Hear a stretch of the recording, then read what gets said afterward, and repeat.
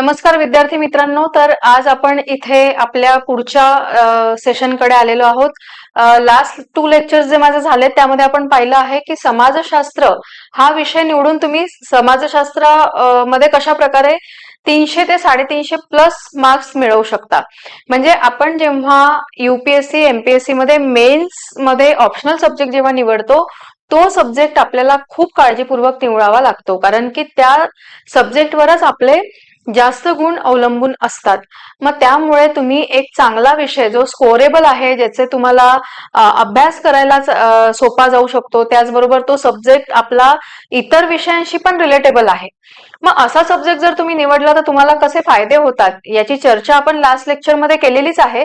त्याचबरोबर आता आपण इथे जो यावर्षी झालेला जो पेपर आहे लेटेस्ट समाजशास्त्र ऑप्शनलचा जो पेपर झाला आहे त्याचं आपण इथे जरा स्वरूप बघितलं ना की तुम्हाला आणखी कॉन्फिडन्स वाढेल की कशा प्रकारचे प्रश्न येतात. बघा, विद्यार्थी ऑप्शनल सब्जेक्ट तर निवडतात आवडीप्रमाणे, म्हणजे मी असं सांगेल की 70% स्टुडंट हे काय करतात की आपल्याला जो सब्जेक्ट आवडतो तो विषय आधी निवडून बघतात. मग काय होतं की मला जो विषय आवडतो त्याचं मला मटेरियल काय मिळतंय, मला मेंटॉर कसे भेटतायत, त्याचबरोबर माझा त्याच्यातनं स्टडी कसा होतोय, केवळ आवड आणि अभ्यास होणे ह्या दोन्ही वेगवेगळ्या गोष्टी आहेत. तर मग तुम्ही असा विचार करून विषय निवडता का, या बारीक सारीक गोष्टी बघणे फार आवश्यक आहे. कारण की आपण अगदी आपल्या करिअर मधला खूप महत्वाचा काय म्हणू आपण की पॉइंट आहे हा, जिथे तुम्हाला तुमची मेन्स क्वालिफाईड झाल्यानंतर तुम्हाला एक गव्हर्नमेंट जॉब मिळणार आहे. त्यामुळे आपण किती काळजीपूर्वक हा विषय निवडला पाहिजे, तर याचं डिस्कशन मी लास्ट लेक्चर मध्ये केलेलं आहे. ठीक आहे, तर आपण आज इथे या वर्षी झालेला जो आपला सोशलॉजी ऑप्शनलचा पेपर आहे तो आपण इथे चर्चा करणारच आहोत. पण त्यापूर्वी आपण इथे पाहूयात की मेन्सला जाताना तुम्हाला कुठलाही ऑप्शनल सब्जेक्ट किती मार्क्सचा असतो. जर आपण त्याचं पॅटर्न समजून घेतलं की मग तुम्हाला हा पेपर पण समजेल.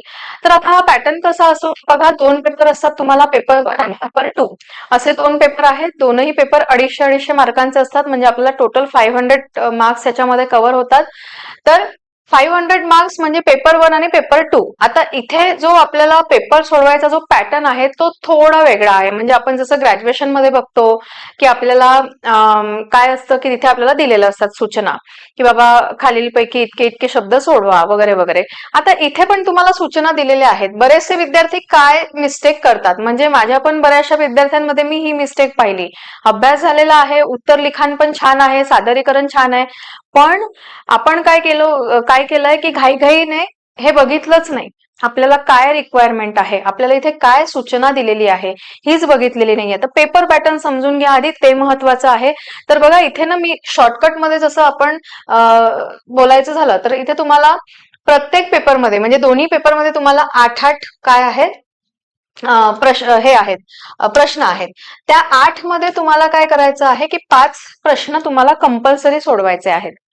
मग आता ते कसे सोडवायचे, तर या 8 मध्ये तुम्हाला पहिला आणि 5वा म्हणजे पहिला प्रश्न आणि 5वा प्रश्न हा तर तुम्हाला अगदी कंपल्सरी आहे.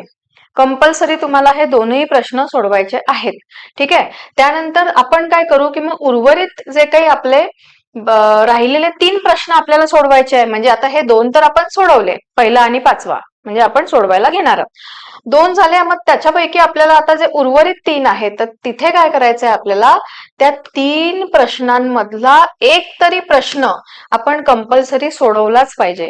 तर हा जो पॅटर्न आहे ना मुलं फॉलो करत नाही, त्याच्यामुळे सुद्धा काय होतं की आपला अभ्यास झालेला आहे. म्हणजे माझ्याकडे असे कितीतरी स्टुडंट्स येतात की मॅम अभ्यास झाला होता, आम्ही पेपर पण छान सोडवला, मग गडबड कुठे झाली, पॅटर्न तुम्ही नीट बघितला नाही. तर पॅटर्न तुम्ही नीट बघायला पाहिजे की त्यांना काय हवंय, त्यांनी जसं आपल्याला सूचना दिल्या आहेत त्या सूचना तुम्ही फॉलो करता का.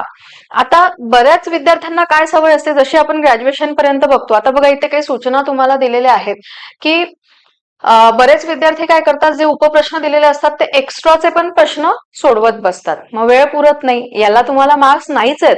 आपल्याला कॉलेजमध्ये पण त्याला मार्क्स मिळालेले नाहीयेत आणि इथे पण मिळणार नाही. हे तर अगदी तुम्हाला बारकाईने इथे सगळं पेपर सोडवायचं आहे. मग अशा वेळी काय करायला पाहिजे, आपण अगदी ह्या पॅटर्नकडे व्यवस्थित आधी समजून घ्यायचं. हा पॅटर्न तुम्ही समजून घ्या, त्यानंतर तुम्ही पेपर सोडवायला घ्या.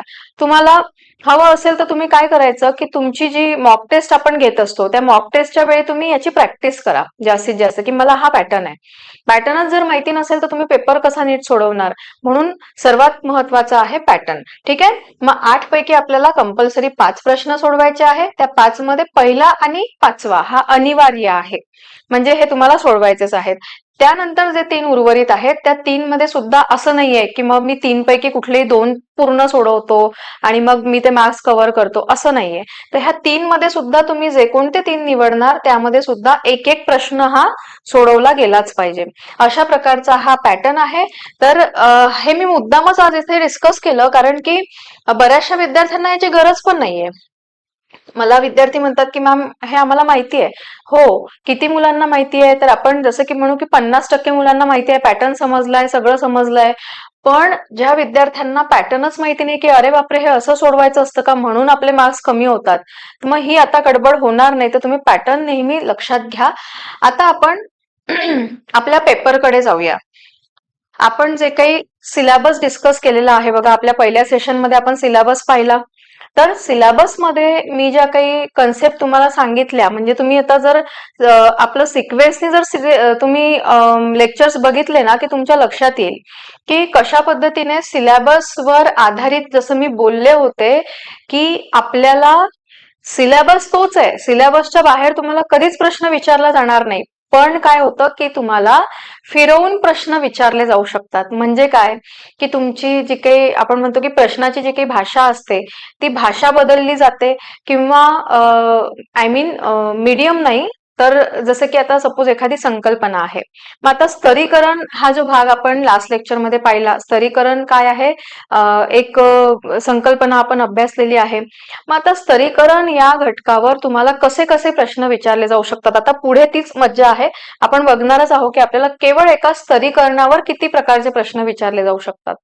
म्हणजे सिलेबस तोच आहे, पण तुम्हाला काय करायचंय की सिलेबस समजून घेऊन अभ्यास केला तर प्रश्न कसाही येऊ देत, मी सोडवायला तयार आहे आणि लगेच तुमचा रिझल्ट पॉझिटिव्ह येतो. बऱ्याचशा विद्यार्थ्यांची गडबड तीच होते की सिलेबस समजून घेत नाहीत, डायरेक्टली पेपर अटेम्प्ट करायला जातात. बघा, प्रिलिमचा रिझल्ट खूप छान असतो, प्रिलिम मुलं क्रॅक करतात, पण गोंधळ कुठे होतो, मुलं डिस्टर्ब कुठे होतात किंवा डिमोटिवेट कुठे होतात, तर मेन्सला. मेन्सचा रिझल्ट का येत नाही, कारण की मेन्स एक्झाम आहे ती, त्या एक्झाम मध्ये तुम्हाला तुमचं बेस्ट द्यायचं आहे. मग बेस्ट देणार म्हणजे काय करणार, तर तिथे तुम्हाला ह्या ज्या काही बारीक सारीक गोष्टी असतात ह्या तुम्हाला बघायच्या आहे. तुम्हाला तिथे मिस्टेक्स काय करायच्या आहे, अवॉइड करायच्या आहे. तिथे तुम्हाला थोडं परफेक्शन कडे आपण म्हणू की आपल्याला तिथे बघावं लागणार आहे. मग आपण हे जे बारीक सारीक गोष्टी असतात ह्या तुम्ही बघा, सिलेबस आधी समजून घ्या. पण सिलेबस मॅपिंगचं पण बघा, सिरीज सुरू केलेली आहे, ती सुद्धा तुम्ही बघा. माझ्या इन्स्टा हँडल आणि युट्यूब चॅनलला तुम्हाला ती बघायला मिळेल की कशा प्रकारे आपण सिलेबस मॅपिंग केलं पाहिजे. सर्वात आधी तर मेन्सची तयारी करताना केवळ प्रश्नपत्रिका सोडवू दे, PYQचं प्रॅक्टिस करू दे, बरोबर आहे, आपण हे सगळं केलंच पाहिजे, पण त्याच्याबरोबर अभ्यास पण करावा लागेल ना, की फक्तच प्रश्न पाठ करून ठेवायचे नाही. तर आपल्याला अभ्यास पण करायचा आहे. तर तो अभ्यास कसा करायचा, स्टेप बाय स्टेप कसं जायचं, या सर्वांवर आपण चर्चा करतोय, तर ते तुम्ही बघा. ओके, आता आपण जाऊया आपल्या पेपरकडे. तर बघा, इथे आपल्याला पहिलाच प्रश्न यावेळी दिलेला आहे. बघा, पहिल्या प्रश्नामध्ये आपल्याला पहिलाच प्रश्न बघा, समाजशास्त्राच्या उदयासाठी प्रबोधनाचा प्रभाव स्पष्ट करा. सिलेबस मध्ये जर तुम्ही ओव्हरलुक केलं तर तुमचा पहिलाच टॉपिक आहे समाजशास्त्राचा प्रबोधन काळ, बरोबर. तर इथे आपण बघू शकतो की आपल्याला इथे आता उदयासाठी प्रबोधनाचा प्रभाव स्पष्ट करा म्हणजे काय, इथे असं म्हटलेलं नाहीये की समाजशास्त्राचा उदय कसा झाला, काय झाला, तुम्हाला असं विचारलेलं नाहीये. बघा प्रश्न कसा विचारलेला आहे, समाजशास्त्राच्या उदयासाठी प्रबोधनाचा प्रभाव स्पष्ट करा. म्हणजे काय की आपल्या समाजामध्ये जे काही वैचारिक प्रबोधन झालेलं आहे ते वैचारिक प्रबोधन या समाजशास्त्राच्या निर्मितीसाठी कसं इफेक्टिव्ह ठरलं, असा हा प्रश्न आहे. आपण प्रश्न सुद्धा समजून घ्यायचा आहे. मग आता याच्यामध्ये काय येणार, आपल्या समाजामध्ये जी काही परिस्थिती निर्माण झाली होती, जर तुम्ही ऑगस्ट कॉम्ट यांना अभ्यासलं की तुम्हाला हे सगळं लक्षात येतं. मग इथे कोणाचा उल्लेख होणार आहे, ऑगस्ट कॉम्ट यांचा. आता प्लेटो, रुसो, अरिस्टॉटल हे तर येतीलच, पण त्याचबरोबर तुम्हाला सगळ्यात महत्वाचं, ज्यांना आपण गॉडफादर ऑफ सोशॉलॉजी म्हणतो, ऑगस्ट कॉम्ट, तर यांचा उल्लेख इथे काय आहे की अग्रणीय आहे. मग आता समाजशास्त्राच्या उदयासाठी प्रबोधनाचा प्रभाव स्पष्ट करा. मला प्रश्न समजला, मी तो लिहू शकते 150 शब्दांमध्ये. आपल्याला प्रश्न समजला का, आधी प्रश्न समजून घ्या आणि मग विचार करा की मी हा प्रश्न लिहायचा की नको. ठीक आहे, आपण थोडं शॉर्ट मध्ये जाऊयात, म्हणजे पेपर खूप डीप मध्ये डिस्कस करायला आपल्याला इथे वेळ पुरणार नाही. त्याच्यामुळे आपण जस्ट काय करणार आहोत की ओव्हरलुक करणार आहोत पेपरला, की कशा प्रकारचे प्रश्न येत असतात. ऍक्च्युली हे जे आपले लेक्चर्स आहेत ते अशा विद्यार्थ्यांसाठी आहेत की जे विद्यार्थी मेन्स साठी सोशोलॉजी ऑप्शनल हा विषय का निवडावा, किंवा मी विषय कसा निवडला पाहिजे, या संदर्भातले हे आपले लेक्चर्स आहेत. आणि त्यामुळे आपण हे थोडं फास्ट मध्ये घेणार आहोत, तर तुम्हाला लक्षात येईल की काय आहे नेमकं समाजशास्त्रामध्ये प्रश्न पण कसे येत असतात. आपण सेकंड प्रश्न जर पाहिला तर प्रत्यक्षवाद बघा. म्हणजे मी जे तुम्हाला सांगितलेलं आहे की आपल्याला थिंकर्स, आपल्यावर आपल्या सिलेबसमध्ये जर तुम्ही पाहिलं तर बोटावर मोजणे इतके थिंकर्स आपल्याला दिलेले आहेत. पण जर तुम्ही पहिल्या पेपरचा विचार केला तर पहिला पेपरचा मेन गाभा म्हणजे थिंकर्स आहेत. आता प्रत्यक्षवाद कोण येतं, काय येतं, प्रत्यक्षवाद कशाला म्हणतात, मग आता ही थिअरी कोणी मांडलेली आहे, तर हे सगळंच आपण जर बघितलं. आता प्रत्यक्षवाद, त्याच्यावर आपल्याला टीकेची चर्चा करा. टीकेची चर्चा करा. मग आता ह्याच्यावर टीका कोणी केलेली आहे, जेव्हा आपण अभ्यासाला हे थिंकर्स घेतो तेव्हा आपण त्यांचं टीकात्मक परीक्षण सुद्धा करत असतो. त्यावेळी आपल्याला टीकात्मक परीक्षण त्यामध्ये हे अशा प्रकारचे प्रश्न आपण सोडवू शकतो. पुढे आपल्याला परिणामात्मक आणि गुणात्मक संशोधन पद्धती, जसं की आपल्याला मेथोडॉलॉजी आहे सोशोलॉजीमध्ये पहिल्या पेपरमध्ये, तर तुम्हाला बघा हा अतिशय सोपा प्रश्न आलेला आहे. मी तर म्हणेल 10 मार्कांसाठी परिमाणात्मक आणि गुणात्मक संशोधन पद्धती काय आहे, तर याच्यामध्ये आपल्याला फरक स्पष्ट करायचा आहे. आपण जसजसं अभ्यासाकडे वळतो तसतसं आपल्याला ह्या ज्या काही कन्सेप्ट आहेत ह्या क्लिअर होत असतात. आणि मग त्या समजल्यानंतर खरी गंमत असते ती म्हणजे 150 शब्दांमध्ये आपल्याला ती लिहिता यायला हवी. आपल्याला सगळं माहिती आहे, सगळा अभ्यास झालेला आहे, पण तो 150 शब्दांमध्ये फ्रेम कसा करायचा, त्याच्यावर सुद्धा आपण व्हिडिओ बनवलेले आहेत, ते तुम्हाला हेल्पफुल ठरतील, ते तुम्ही बघू शकता. तर इथे बघा परिमाणात्मक आणि हे आपण बघितलं. आता कार्ल मार्क्स, येस, आता बघा या प्रश्नावर मी जास्त फोकस करेल. त्याचं कारण असं की आपण ना आपल्या याच्या आधीच्या लेक्चरमध्ये काय केलेलं आहे की ह्याच्यावर चर्चा केलेली आहे. तुम्ही जर माझं याच्या आधीचं लेक्चर पाहिलं तर तुम्हाला लक्षात येईल, आपण कार्ल मार्क्स यांचा ऐतिहासिक भौतिकवाद हा डिटेलमध्ये अभ्यासलेला आहे. तर हा प्रश्न आला बघा, म्हणजे कार्ल मार्क्स यांच्या ऐतिहासिक भौतिकवादावर जसाच्या तसा प्रश्न तुम्हाला 10 मार्क्ससाठी आलेला आहे. किती छान. जर तुमचा अभ्यास झालेला असेल तर तो प्रश्न तुम्ही जसाचा तसा इथे उतरवू शकता. तुमचं सादरीकरण तुम्ही ते कसं लिहायचं याच्यावर पण मी चर्चा पुढे करणारच आहे, की आपण 150 शब्दांमध्ये उत्तर कसं लिहायचं असतं हे पण आपण पाहूयात. पण बघा, कार्ल मार्क्स यांचा ऐतिहासिक भौतिकवाद आपण चर्चा केलेली आहे की कशा प्रकारे कार्ल मार्क्स यांनी मानवी इतिहासाचा कालखंड आपल्याला स्टेप बाय स्टेप सांगितलेला आहे. वर्ग संघर्षाचा सिद्धांत सुद्धा याला म्हटलं जातं, कारण कार्ल मार्क्स यांनी आपल्याला याच्यामध्ये आपल्याला स्पष्ट केलेलं आहे की मानवी समाजाचा जो इतिहास आहे तो आदिम कालखंड आणि साम्यवाद सोडता प्रत्येक समाजामध्ये आपल्याला वर्ग संघर्ष आढळून येतो. तर अशा पद्धतीने हा एक प्रश्न आपण बघतो, भारतातील सामाजिक स्तरीकरणाच्या बदलत्या पैलूंची स्पष्टपणे मांडणी करा. बघा, दुसराच मुद्दा आपण जो आपल्या ह्याच्या आधीच्या लेक्चरमध्ये अभ्यासला होता, सामाजिक स्तरीकरण. आता सामाजिक स्तरीकरण तर आपण पाहिलं की कशा प्रकारे आपण सामाजिक स्तरीकरण अभ्यासलं, तर तुम्हाला आठवेल बघा, मी आता ही जर डायग्राम काढली तर तुम्हाला लगेच आठवेल. आपण बघा ही पिरामिड सदृश्य एक आकृती पाहिली होती. याच्यामध्ये आपण काय केले की 3 भाग केले. मग याच्यामध्ये आपण म्हटलं हा काय आहे, समाज आहे, आपल्या समाजाची व्यवस्था आहे. मग याच्यामध्ये कोण आहेत, उच्च वर्गीय आहेत, मग हे मध्यम वर्गीय आहेत आणि हे कनिष्ठ वर्गीय आहेत. आपण ही आकृती समाजाच्या व्यवस्थेची स्तरीकरणाची पाहिलेली आहे. आपण सामाजिक स्तरीकरणाचे वेगवेगळे घटक सुद्धा अभ्यासलेले आहे या आधीच्या सेशनमध्ये. तर तुम्हाला लक्षात येईल बघा, इथे जर तुम्ही बघितलं तर भारतातील सामाजिक स्तरीकरणाच्या बदलत्या पैलूंची स्पष्टपणे मांडणी करा. आता इथे सामाजिक स्तरीकरणाचे बदलते पैलू म्हणजे टॉपिक तोच आहे, पण याच्यामध्ये कसा बदल करून विचारलेला आहे बघा, की कसं आज आधुनिक भारतामध्ये किंवा आपण आधुनिक समाजामध्ये कसे बदलत चाललेले आहेत सामाजिक स्तरीकरणाचे घटक, त्याबाबतची तुम्हाला इथे माहिती विचारलेली आहे. आता हे प्रश्न आपण डिटेलमध्ये आपल्याला नेक्स्ट लेक्चरमध्ये बघणार आहोत. तर आता सध्या जसं मी तुम्हाला सांगितलं की इन शॉर्ट आपण जस्ट काय करतोय, ओव्हरलुक करतोय पेपरवर की प्रश्न कशा प्रकारचे येत असतात. तर येस,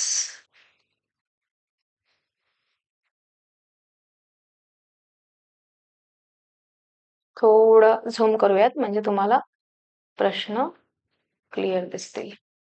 येस, बघा, तर आपण इथे पाहूयात आपला दुसरा प्रश्न, समाजशास्त्र एक विद्याशाखा म्हणून त्याच्या व्याप्तीची चर्चा करा. समाजशास्त्र एक विद्याशाखा म्हणून त्याच्या व्याप्तीची चर्चा करा. तर व्याप्तीची चर्चा करून इतर सामाजिक शास्त्राशी त्याची तुलना करा. अरे वा, बघा हा प्रश्न 20 मार्कांसाठी आलेला आहे.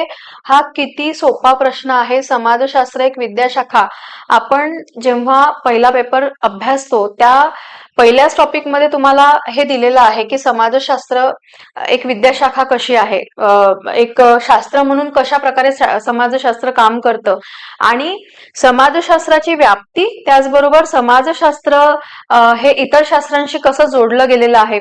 जर तुम्ही समाजशास्त्राचा छान विचारपूर्वक अभ्यास केला तर तुम्हाला हे प्रश्न लिहायला खूप सोपे जातात. कारण हा केवळ एक प्रश्न नाहीये, याच्यामध्ये केवळ एक टॉपिक नाहीये.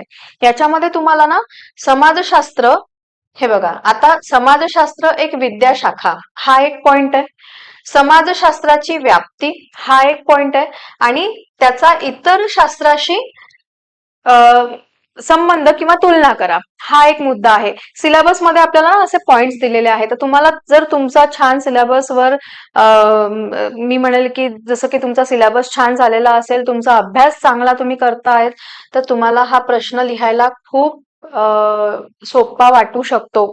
आणि बघा 20 मार्क्स साठी तुम्हाला हा प्रश्न दिलेला आहे. त्यानंतर आपण पुढे जाऊयात. आपल्याला दिलेला आहे सामाजिक स्तरीकरण. बघा, आता इथे जर आपण दोन्ही मुद्दे हे डिटेलमध्ये पाहिलेले आहेत. सामाजिक स्तरीकरणाचा मार्क्सवादी आणि वेबरियन सिद्धांत स्पष्ट करा. आता मार्क्स तर आपल्याला माहिती आहे, वेबर कोण आहे, तर वेबर सुद्धा आपल्याला अभ्यासायचे आहेत. खूप सिद्धांत आहेत यांचे समाजशास्त्रामध्ये, खूप मोलाची कामगिरी केलेली आहे. तर आता आपण अभ्यास करू तेव्हा आपल्याला हे सगळंच काय होईल की लगेच लक्षात येईल की हे प्रश्न कसे लिहायचे असतात. मी तुम्हाला इन शॉर्ट सांगते, सामाजिक स्तरीकरणाचा मार्क्सवादी जेव्हा आपण स्तरीकरणाकडे बघतो तेव्हा आपल्याला असं लक्षात येतं की कार्ल मार्क्स यांनी आपल्याला वर्ग संघर्ष यावरच त्यांचे सिद्धांत आपल्याला मोस्टली अवलंबून दिसतात, की समाजामध्ये जो काही वर्ग संघर्ष निर्माण झालेला आहे त्या वर्ग संघर्षामुळे कशा प्रकारे समाजामध्ये त्याचा इम्पॅक्ट होतोय. तर आपण हे छान आपल्याला मांडायचंय, याचं सादरीकरण करायचंय. 2 शास्त्रज्ञांचे विचार आपल्याला इथे मांडायला सांगितलेले आहेत, ते कशा प्रकारे मांडले गेले पाहिजे याचं डिटेल आपण पुढे पाहणार आहोत. म्हणजे नेक्स्ट लेक्चरमध्ये किंवा नेक्स्ट सेशनमध्ये मी असं म्हणेल. तर आपण आता पाहूयात बघा, रॉबर्ट के मर्टन यांची संदर्भ गट ही संकल्पना तुम्हाला जेव्हा तुम्ही थिंकर्सचा पार्ट अभ्यासता तेव्हा तुम्हाला हे शास्त्रज्ञ येतात. आता संदर्भ गट काय आहे किंवा कोणाला म्हणतात संदर्भ गट, तर हे तुम्हाला रेफरन्स ग्रुप ही जी थिअरी दिलेली आहे आपल्याला रॉबर्ट मर्टन यांनी, तर ही आपण जेव्हा डिटेलमध्ये अभ्यासू तेव्हा तुम्हाला ही लिहायला खूप सोपी वाटेल आणि खूप इंटरेस्टिंग पण आहे. आपण पुढच्या प्रश्नाकडे जाऊया. बघा, तिसरा प्रश्न आपला, तर यामध्ये तुम्हाला दिलेला आहे चल म्हणजे काय याची व्याख्या करून त्याच्या विविध प्रकारांची चर्चा करा. आता चल, त्याला आपण इंग्लिशमध्ये व्हेरिएबल म्हणतो, लगेच लक्षात येईल तुमच्या. मेथोडॉलॉजी मधली ही एक कन्सेप्ट आहे चल किंवा व्हेरिएबल. आता हे काय आहे, जेव्हा आपण मेथोडॉलॉजी अभ्यास करतो तेव्हा आपल्याला ह्या छोट्या छोट्या ज्या काही कन्सेप्ट दिलेल्या आहेत आपल्याला त्यामध्ये ते लक्षात येतं. तर आपल्याला मेथोडॉलॉजीवर पण प्रश्न विचारले गेलेले आहेत आणि 20 मार्क्ससाठी हा आपल्याला प्रश्न विचारला गेलेला आहे. म्हणजे बघा याच्यामध्ये तुम्हाला काय काय दिलेलं आहे. तर चल म्हणजे काय याची व्याख्या करून त्याच्या विविध प्रकारांची चर्चा करा. म्हणजे आपल्याला चलाचे प्रकार सुद्धा विचारलेले आहेत. चल आणि त्याचे प्रकार. तर आता चल आणि त्याचे प्रकार कोणकोणते आहेत तर हे पण आपल्याला अभ्यासावं लागेल. तर आपण हे लिहूच शकतो. त्यानंतर आहे तुम्हाला टॉलकट पार्सन आलेले आहेत बघा, सामाजिक व्यवस्था सिद्धांताची चर्चा. म्हणजे यावेळीचा पेपर मी असं म्हणेल की तुम्हाला डायरेक्टली जसं सिलेबस मध्ये दिलेलं आहे त्या नुसार तुम्हाला प्रश्न विचारले गेलेले आहेत. आता मला तरी हा पेपर सोपा वाटतोय आतापर्यंत. म्हणजे विद्यार्थी सोडवू शकतात, जर तुम्ही छान अभ्यास केला तर तुमचं याच्यामध्ये तुम्ही मार्क्स कव्हर करू शकता. पण आपल्याला हे कठीण केव्हा वाटतं, जेव्हा आपले थिंकर्स नीट झालेले नसतात. कारण थिंकर्स अभ्यासण्याची सुद्धा एक टेक्निक आहे. तर ती टेक्निक काय आहे काय नाही ती आपण आपल्या लेक्चर्स मध्ये अभ्यासू. त्यासाठी तुम्हाला काय करायला लागेल, अकॅडमी आपली जॉईन करावी लागेल आणि सोशोलॉजी ऑप्शनल हा विषय निवडावा लागेल. येस, तर समाजशास्त्रातील गैर प्रत्यक्षवादी पद्धतीशास्त्रे. आता हे काय आहे बघा, नॉन पॉझिटिव्हिस्ट मेथोडॉलॉजीज. म्हणजेच काय की समाजशास्त्रामध्ये काही गैर प्रत्यक्षवादी पद्धतीशास्त्रे पण आहेत की जी आपण म्हणू प्रत्यक्षवाद काय, तर प्रत्यक्षवादाच्या विरोधी जे काही गैर प्रत्यक्षवादी आपल्याला जी काही मेथड दिलेली आहे तर ती समाजशास्त्रामध्ये कशी काम करते. तर हा सुद्धा एक काय येतो की टेक्निकल भाग म्हणेल मी याला थोडा. समाजशास्त्रामध्ये जेव्हा आपण ना ह्याच्याकडे जातो ना मेथोडॉलॉजी, तर मेथोडॉलॉजी हा थोडा टेक्निकल पार्ट वाटतो आपल्याला. म्हणजे काय की जसं आपण गणित किंवा सूत्र आपल्याला कशी पाठांतर करून किंवा आपल्याला ती समजून घेऊन गणित सोडवावी लागतात, बरोबर. त्याच पद्धतीने हा मेथोडॉलॉजी जो भाग आहे समाजशास्त्रामधला हा आपल्याला खूप केअरफुली हँडल करावा लागतो. म्हणजे तुम्ही बाकीच्या पेपरमध्ये डिस्क्रिप्टिव्ह थोडं तुमचं बघू शकतो आपण की मनाने लिहू शकता, तुमचा पॉइंट ऑफ व्ह्यू आहे, काही उदाहरणं दिलेले आहेत, बरोबर आहे. पण जेव्हा आपण मेथोडॉलॉजीकडे येतो तेव्हा त्यामध्ये आपल्याला काय लागतं की तथ्य फार महत्वाचे असतात, किंवा आपण म्हणू की तो टेक्निकल पार्ट असल्यामुळे आपल्याला तो जसाच तसा अभ्यासून काय करायला लागतो, त्याचे आन्सरिंग करायला लागतात. सो एक हा जो पार्ट आहे थोडा आपल्याला केअरफुली अभ्यासायचा आहे. तर आपण आता इथे बघूयात. येस, पुढच्या पानावर जाऊयात आपण. हा, तर बघा प्रश्न चौथ्यामध्ये आपल्याला इथे दिलेला आहे, शास्त्राची व्याख्या करून पद्धतीच्या वैशिष्ट्यांची चर्चा करा. आता शास्त्र, ठीक आहे. आता शास्त्र म्हणजे काय किंवा शास्त्रीय पद्धतीच्या वैशिष्ट्यांची चर्चा आणि टीका करा. तर आपल्याला पहिल्या पेपरमध्ये सुरुवातीलाच जे काही आपण म्हणतो की ओरिजिन ऑफ सोशिओलॉजी, किंवा आपल्याला दिलेलं आहे की युरोपमध्ये समाजशास्त्राचा उदय कसा झाला किंवा प्रबोधन काळ काय होता.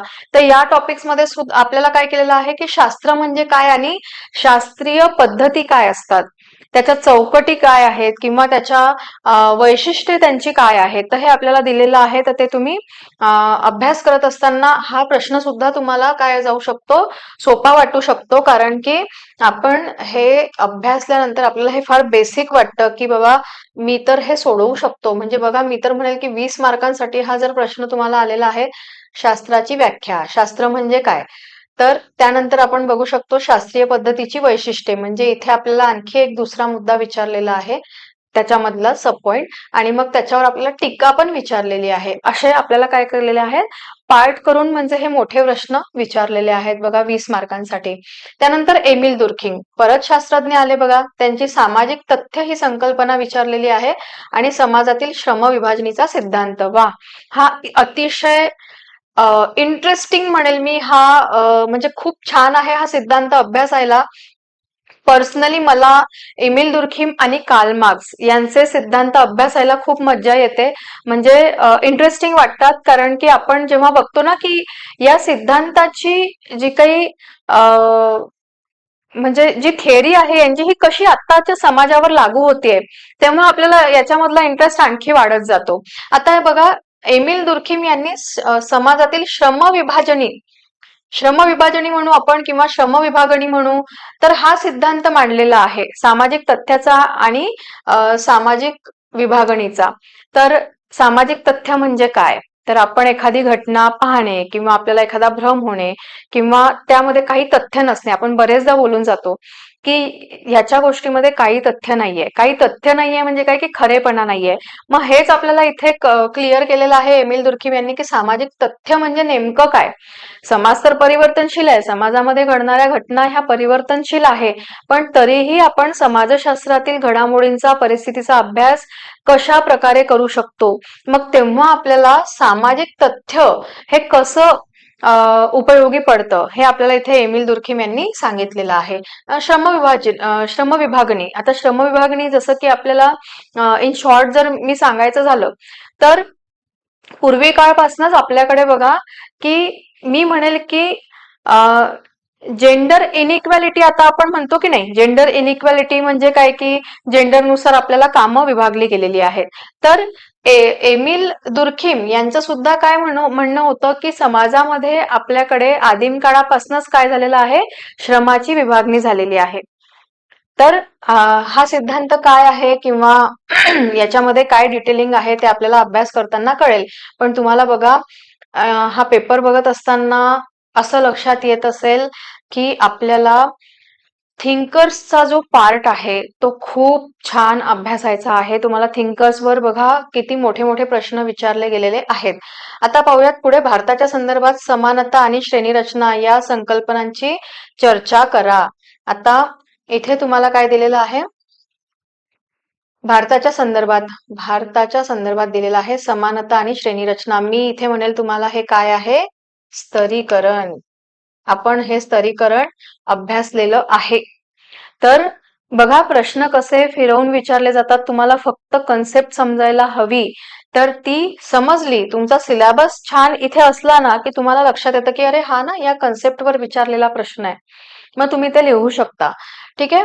आता आपण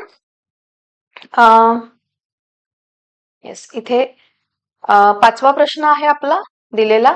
जसं की आपल्याला माहिती आहे की प्रत्येक पेपरमध्ये आपल्याला 8 प्रश्न दिलेले आहेत. तर आपण आता 5व्या प्रश्नाकडे आलेलो आहोत. तर इथे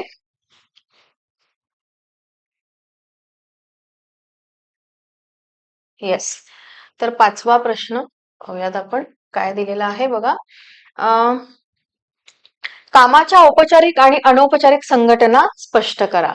मग आता इथे औपचारिक आणि अनौपचारिक संघटन ऑर्गनायझेशन, जेव्हा हा पार्ट आपण अभ्यासतो, काय आहे ऑर्गनायझेशन्स, काय आहे मंडळ, काय आहेत, हे सोशोलॉजी मधल्या छोट्या छोट्या कन्सेप्ट आहेत. तर याच्यावर तुम्हाला औपचारिक आणि अनौपचारिक, अतिशय सोपा प्रश्न आहे ना. आपण ज्याला फॉर्मल आणि इनफॉर्मल म्हणतो की नाही, फॉर्मल आणि इनफॉर्मल म्हणजे ज्यामध्ये नियम आहेत ते फॉर्मल आणि जे नियम विरहित आहे ते इनफॉर्मल असं.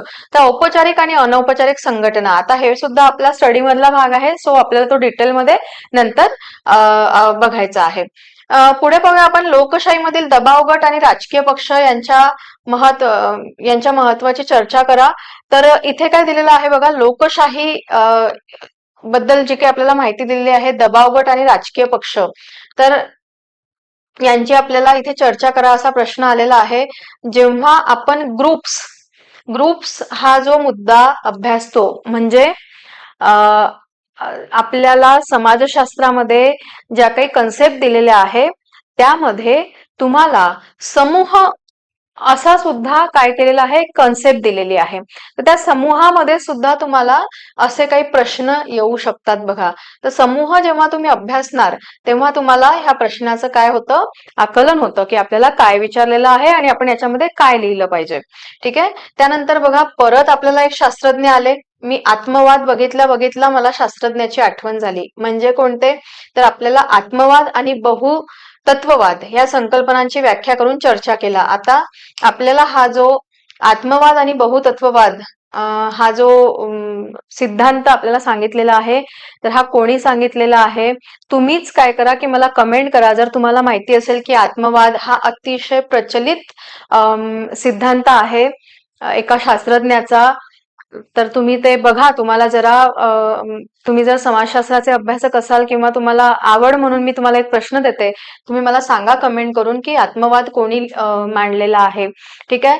तर आपण म्हणतो ना की धर्माची उत्पत्ती कशी झाली किंवा धर्माची निर्मिती कशी झाली रे बाबा, कोणी निर्माण केला आहे धर्म, तर त्या संबंधीचे सिद्धांत आपल्याकडे काही शास्त्रज्ञांनी दिलेले आहेत. त्यामधलाच आत्मवाद हा जो सिद्धांत आहे हा धर्माशी संबंधित आहे. ओके. तर आपल्याला हा सुद्धा 10 मार्कांसाठी आलेला आहे. म्हणजेच मी परत एकदा सांगेल की आपल्याला थिंकर्स छान अभ्यासायचे आहेत. त्यानंतर आपण पाहूया, भारतातील कुटुंब आणि विवाह संस्थेच्या बदलत्या स्वरूपाची चर्चा करा. जसे की आपण बघतो आहे, पारंपरिक भारतीय समाजापासून ते आधुनिक भारतीय समाजापर्यंत आपल्या समाजामध्ये आमूलाग्र बदल होत गेलेले आहेत. विविध क्षेत्रामध्ये कुटुंब संस्था असेल, विवाह संस्था असेल, धर्मसंस्था असेल, शिक्षण, राज्य, अर्थसंस्था, अशा विविध क्षेत्रांमध्ये आपल्याला हे बदल जाणवलेले आहेत. अगदी म्हणजे आपण घरी बोलताना पण आपल्याला असं लक्षात येतं बघा, की आपले आई वडील आपल्याला सांगत असतात की मी जेव्हा कॉलेजमध्ये होतो तेव्हा हे सगळं असं वेगळं होतं, आता काय हे सगळं वेगळंच. म्हणजे काय की जनरेशन टू जनरेशन पण आपल्याला बदल झालेले दिसतात. आपल्याला केवळ भौतिक बदलच नाही तर आपल्याला वैचारिक बदल पण खूप झालेले दिसून येत आहेत. तर मग आता हे बदल, जसं की इथे तुम्हाला प्रश्नच केलेला आहे की भारतातील कुटुंब आणि विवाह संस्थेच्या बदलत्या स्वरूपाची चर्चा करा. खूप छान प्रश्न आहे, 10 मार्कांसाठी विचारलेला आहे, सोपा आहे लिहायला. पण इथे मार्क्स का जातात? कारण मुलं हा प्रश्न सोपा आहे म्हणून खूप लिहित बसतात, मग जागा पुरत नाही. कारण की आपल्याला लिमिटेशन्स आहेत इथे. ही खरी परीक्षा का म्हटली जाते? कारण की आपल्याला 150 शब्दांमध्ये छान दर्जेदार उत्तर इथे द्यायचं आहे. त्यामुळे आपल्याला हे सोपे प्रश्न काय होतं की आपल्याला आनंद होतो की प्रश्न सोपा आहे, आपण लिहायला घेऊयात. पण मग तिथे आपल्याला लिमिटेशन ज्या दिलेल्या आहेत त्या लिमिटेशन मध्ये आपल्याला ह्या संकल्पना मांडता आल्या पाहिजेत. ओके. पुढे जाऊयात. शिक्षण आणि सामाजिक बदल यांच्यातील संबंध विशद करा. तर आता शिक्षणाचा आणि सोशल चेंज, एज्युकेशन आणि सोशल चेंज यांचा काय संबंध आहे? तर येस, मी तर म्हणेल की कशा प्रकारे आज आपल्याकडे जे काही परिवर्तन होत चाललेलं आहे समाजामध्ये विविध क्षेत्रांमध्ये, तर त्यामध्ये आपण काही पॉझिटिव्ह पण घेऊ शकतो आणि काही निगेटिव्ह पण घेऊ शकतो. मी तर म्हणेल की पॉझिटिव्ह आपल्याकडे खूप काही आहे सांगण्यासारखं, पण ते तुम्हाला इथे मांडता आलं पाहिजे. जसं की आता शिक्षणामुळे आपण बघतो की काय काय सामाजिक बदल झालेले आहेत. तर सर्वात महत्वाचं आपण घ्यायला गेलो तर स्त्रियांचा जो काही सामाजिक दर्जा आहे तो सुधारलेला आहे. कारण पूर्वी अगदीच स्त्री म्हणजे केवळ चूल आणि मूल इतकंच तिचं जे काही म्हणजे आपण म्हणू की तिचे जो काही दायरा होता, तिचे जे काही सीमा होत्या त्या तितक्या पुरत्याच मर्यादित होता, तिचा विकास होऊ शकत नव्हता. तर असे काही बदल आपण बघू शकतो की बरेच बदल झालेले आहे. मग याच्यामध्ये तुम्ही सामाजिक घ्या, आर्थिक घ्या, तांत्रिक घ्या, सांस्कृतिक घ्या, असे मुद्दे जर आपण व्यवस्थित सॉर्ट केलेत ना की इथे आपल्याला लिहिता येतं. आणि मग यांच्यातील संबंध काय, सामाजिक बदल आणि शिक्षण, तर हे तुम्हाला छान इथे एलॅबोरेट करायचं आहे. 10 मार्कांसाठी हा जनरल एक प्रश्न तुम्हाला विचारलेला आहे. ओके. तर आपण आता पुढच्या पेजकडे जाऊया, आपल्या पुढच्या प्रश्नाकडे जाऊया. येस. तर आता पुढचा प्रश्न आहे आपला 6वा.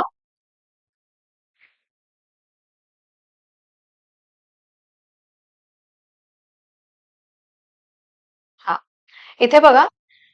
हा, सरंजामशाही.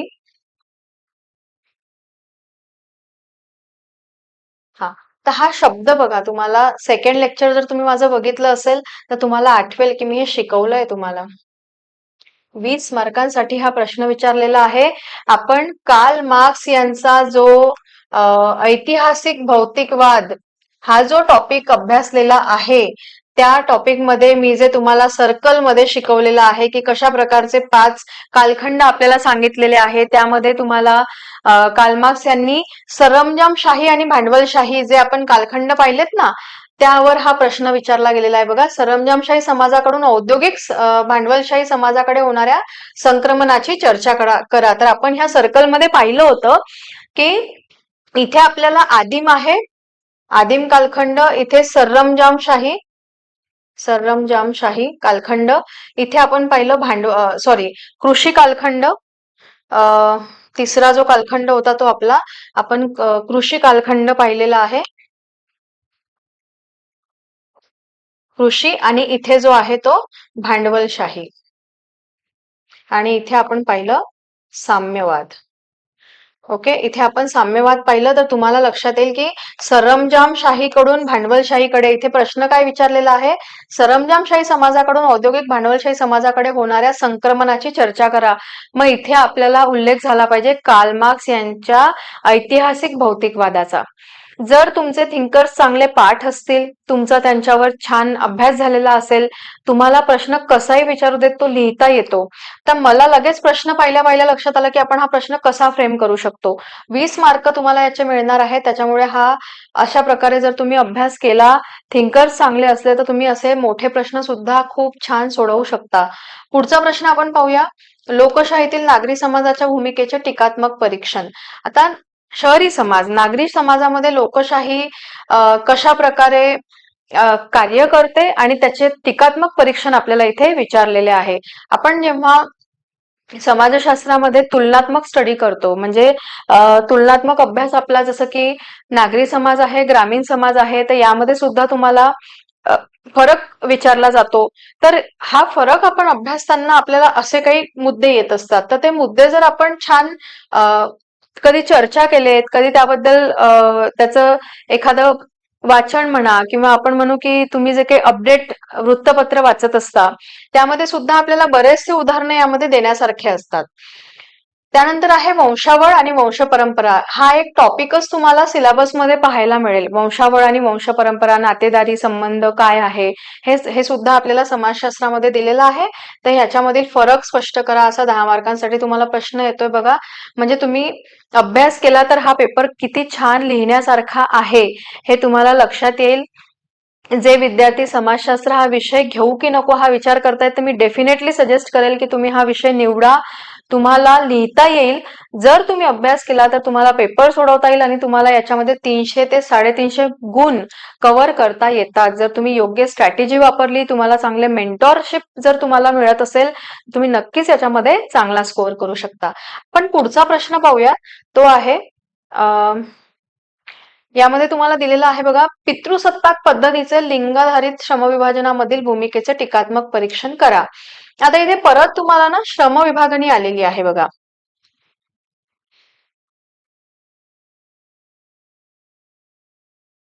येस, तर इथे परत तुम्हाला काय दिलेलं आहे? श्रमविभागणी म्हणजे पितृसत्ताक पद्धतीमध्ये लिंगाधारित श्रमविभाजनी जे दिलेलं आहे ते भूमिकेचे टीकात्मक परीक्षण. जसे की आपल्या समाजामध्ये पूर्वीकाळपासूनच जे काही स्त्री पुरुष असमानता आपल्याला दिसून येते, म्हणजे आजही आपण बघतो की आपल्या घरामध्ये लहान मुलं असतील तर त्या लहान मुलांना जी खेळणी दिली जातात खेळायला, त्यामध्येच आपल्याला ही जी जेंडर इनइक्वॅलिटी आहे ना, त्याच्यावरनं जी काही विभागणी झालेली आहे ती लक्षात येते. मुलींना वाहतुकीचे खेळ दिले जातात आणि मुलांना मोटार गाडी आहे, बंदूक आहे, असे खेळ दिले जातात. म्हणजेच काय की लहानपणापासूनच काय होतं की अपब्रिंगिंगच तसं होतं की मुलांसाठी हे आणि मुलींसाठी हे. त्यामुळे आपण बघतो की कामाची जी काही विभागणी आहे, म्हणजे मुलींनी काय कामं केली पाहिजे, तर मुलींनी घरची कामं सांभाळावीत. मुलांना जर एखादं काम सांगायचं असेल आपल्या घरच्या, तर आपण म्हणतो की जा बाहेरून काहीतरी आपल्याला वाण्याच्या दुकानामध्ये पाठवायचं असेल तर मुलांना पाठवलं जातं. म्हणजे काय की लहानपणीपासूनच आपला समाज काय करतो की मुलांना सामाजिकीकरणामध्येच ही श्रमविभाजनी अंगवळणी पडलेली असते. तर हेच आपल्याला इथे ना मांडायचं आहे छान. तर इथे तुम्हाला हा एक जनरल प्रश्न दिलेला आहे. अभ्यास केला तर आपल्याला हा जनरल वाटेल, लिहिता पण येईल. त्यानंतर आहे सामाजिक बदलातील विज्ञान आणि तंत्रज्ञानाची भूमिका. आता तुम्ही जर थोडं मागे गेला तर तुम्हाला लक्षात येईल की आपल्याला पूर्वी असाच प्रश्न विचारला गेला, तो शिक्षणावर होता. शिक्षणाची सामाजिक बदलामध्ये काय भूमिका आहे, तो एक भाग वेगळा. आणि आता इथे आपल्याला विचारलेला आहे विज्ञान आणि तंत्रज्ञानाची काय भूमिका आहे.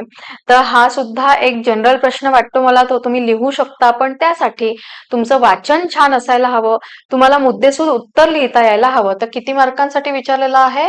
20 मार्कांसाठी. म्हणजे इथे तुम्हाला हा सुद्धा छान प्रश्न आहे जो तुम्ही लिहू शकता 20 गुणांचा. हा सुद्धा 20 गुणांचा दिलेला आहे. हे जनरल प्रश्न जर तुम्ही अभ्यास केला तर तुम्हाला नक्कीच लिहिता येतात. सामाजिक चळवळ सामूहिक कृती म्हणजे काय? सामाजिक चळवळ असा टॉपिक आपल्याला दिलेला आहे.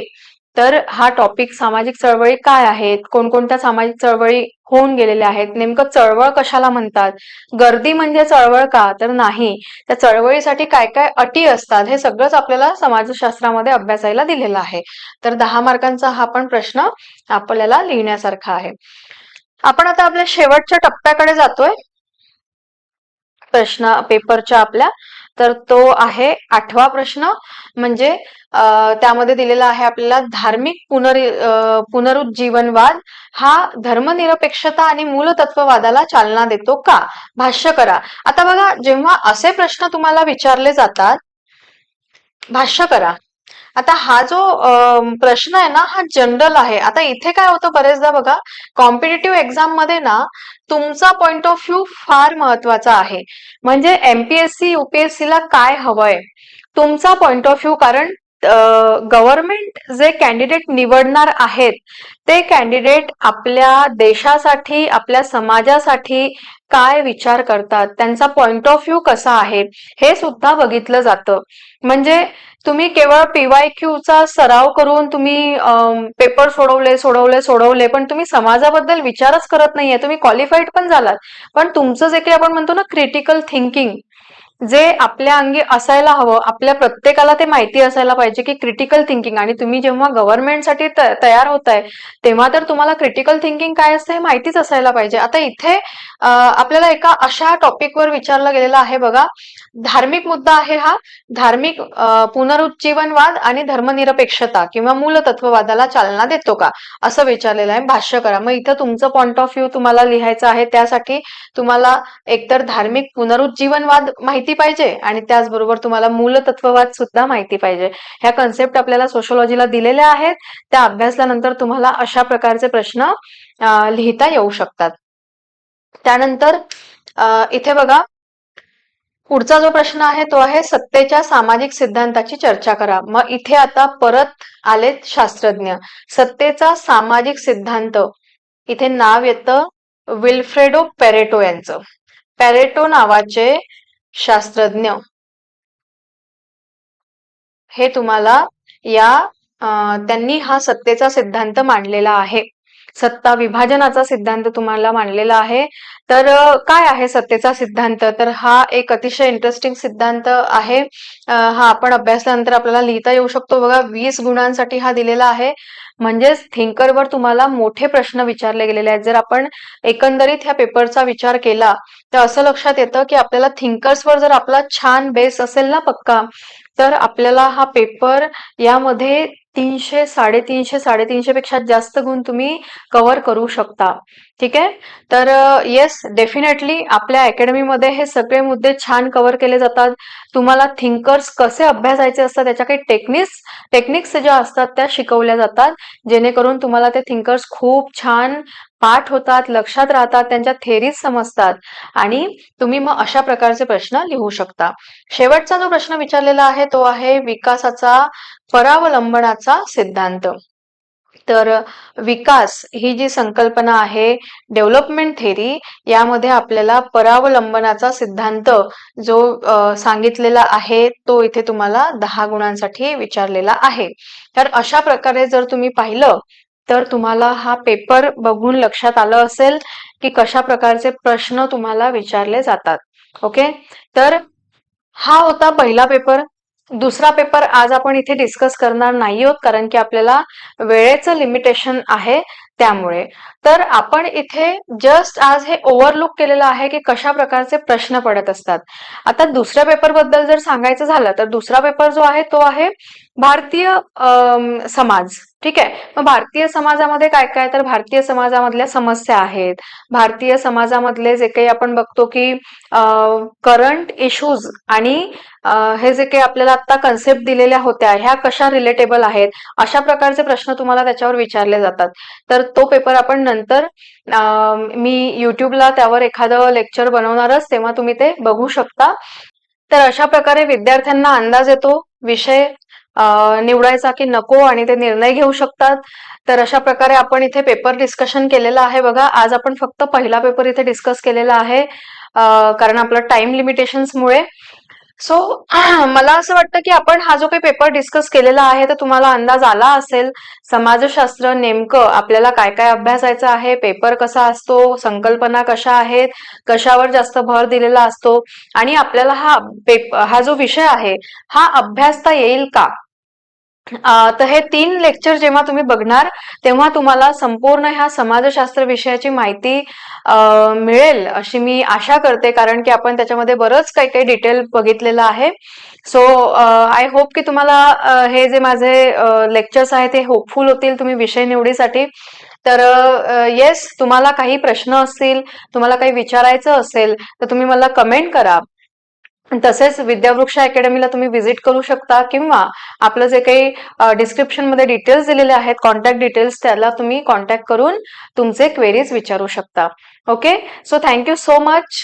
विचार करा, योग्य ऑप्शनल सब्जेक्ट निवडा आणि सक्सेस व्हा. Thank you so much.